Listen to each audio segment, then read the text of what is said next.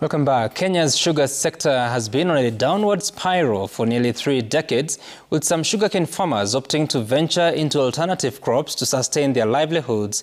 Dilapidated roads, rusty buildings, and a general state of desperation hangs in the areas around the once giant state-owned sugar mills across the Nyanza and Western sugar belts. And with President William Ruto vowing to revive the moribund sector, Laura Otieno ventured out to the sugar growing areas and documented the tribulations of farmers who bear the pain of what has become the cane of poverty. 8 a.m. at Kasese village in Miwani, Kisumu County, and 76-year-old David Okello is at work. These budding stalks telling of David's 6-decade skill in farming. Having inherited an expansive 30-acre farm, David followed in the footsteps of his parents and ventured into the cultivation of sugarcane.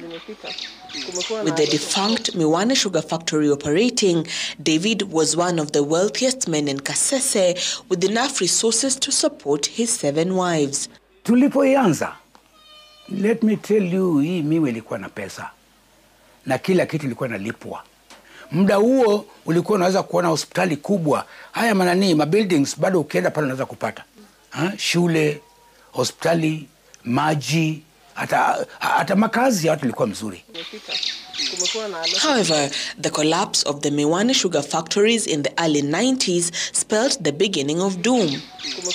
David says the factory had his arrears amounting to 164,000 shillings. Sasa sisi wakulima tuna shida.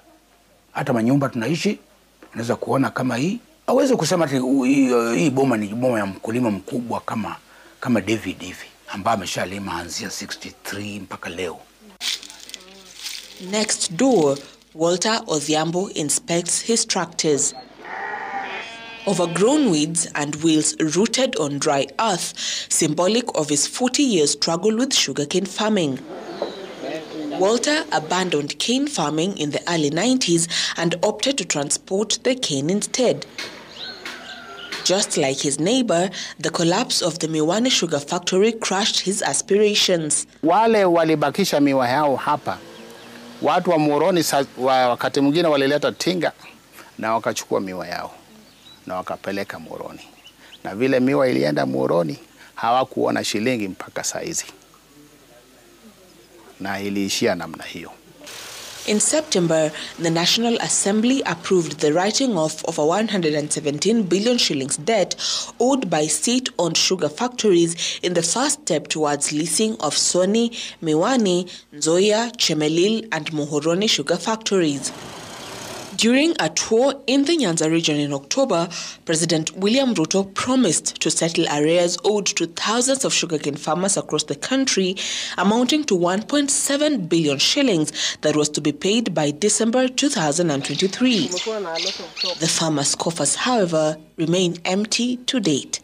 Wakulima wa chini ndiye wanateseka kwa sababu umelima eka yako 2, 3, wengine wamelima 10 na zaidi, na hiyo pesa ndiyo wanatumia kusomesha watoto, kujiendeleza hao wenyewe. Na kama hiyo pesa ndiyo imepotea safari moja, basi unabaki hewa ya kabisa. The Agriculture and Food Authority has revealed that the government is in the advanced stages of leasing out the 5 state-owned sugar mills, with a call for bids expected to be launched January 2024. Even with this push by government to revive the sector, farmers are demanding for a seat at the table. What is our role in terms of management, in terms of sitting in the board? And what is our role in terms of identifying who is going to be the investor? We may not be expert, people will argue like that, but we know that some of the interested parties cannot actually work with us. Hii maneno matatu natakana to support seriously. Na hiyo ndio imeingia kwa sugar industry very serious. Ndio wakulima sasa natembea tu without. Mauritius ni mzuri sana. Wakulima ni kama tajiri, wanaendeza Mercedes Benz, hapa hata baskila kuna kwa mkulima. Tumechoka, tunataka ready money. Saa hii kama wakulima, everything change with climate change. Kenya's sugar sector has been on a downward spiral for nearly 2 decades, and with the government now initiating plans to lease the 5 public-owned mills, the pulse is slowly but surely picking up at the Nyanza sugar belt. Farmers remaining hopeful that the industries will roar back to life and move their livelihoods forward. Laura Otieno, Citizen TV, from Kasese, Kisumu County.